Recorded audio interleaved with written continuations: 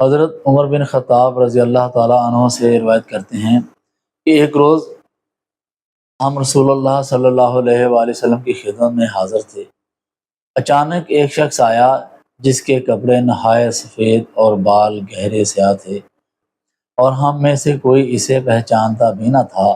بالآخر وہ شخص نبی کریم صلی اللہ علیہ وآلہ وسلم کے سامنے آپ صلی اللہ علیہ وآلہ وسلم کے زانوں سے اپنے زانوں ملا کر بیٹھ گیا۔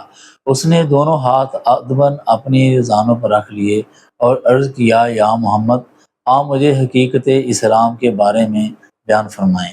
رسول اللہ صلی اللہ علیہ وآلہ وسلم نے فرمایا، اسلام یہ ہے کہ تو اس بات کی گواہی دے کہ اللہ رب العزت کے سوا کوئی معبود نہیں، اور محمد صلی اللہ علیہ وآلہ وسلم اس کے رسول ہیں، اور تو نماز قائم کرے اور زکوٰۃ ادا کرے اور رمضان مبارک کے روزے رکھے، اور اگر اللہ تعالیٰ نے تمہیں استطاعت دی ہے تو بیت اللہ کا حج بھی کرے۔ پھر اس اجنبی شخص نے عرض کیا کہ آپ نے سچ فرمایا ہے۔ حضرت عمر فاروق رضی اللہ تعالیٰ عنہ فرماتے ہیں کہ ہمیں اس بات پر تعجب ہوا کہ وہ خود ہی سوال کرتا ہے اور خود ہی آپ صلی اللہ علیہ وآلہ وسلم کی تصدیق بھی کرتا ہے۔ اس کے بعد اس نے عرض کیا، مجھے حقیقت ایمان کے بارے میں بیان فرما دیجیے۔ حضور نبی کریم صلی اللہ علیہ وآلہ وسلم نے فرمایا، ایمان یہ ہے کہ تو اللہ تعالیٰ پر، اس کے فرشتوں پر، اس کی کتابوں پر، اس کے رسولوں پر اور قیامت کے دن پر ایمان لائے اور اچھی بری تقدیر پر ایمان رکھے۔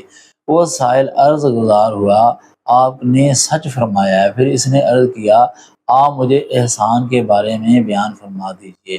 آپ صلی اللہ علیہ وآلہ وسلم نے فرمایا، احسان یہ ہے کہ تو اللہ رب العزت کی عبادت اس طرح کرے گویا تو اسے دیکھ رہا ہے، اور اگر تو اسے نہ دیکھ سکے، یعنی یہ کیفیت قائم نہ ہو سکے، تو یہ جان لے کہ یقیناً وہ تجھے دیکھ رہا ہے۔